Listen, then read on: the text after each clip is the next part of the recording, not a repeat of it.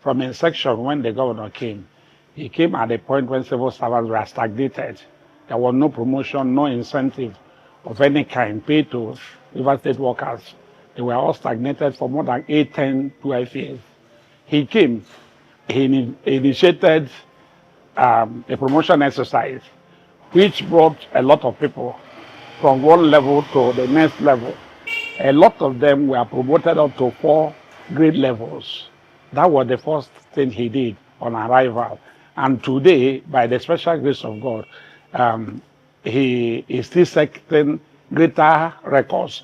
By this latest approval he had made, it shows that people are no more stagnated in the service.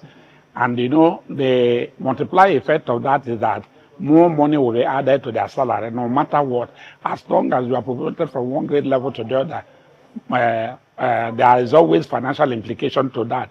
And so what he has done will not only help the workers, but it will encourage them to boost their productivity in the service and make them render the service, quality service, you know, to the general public of River State.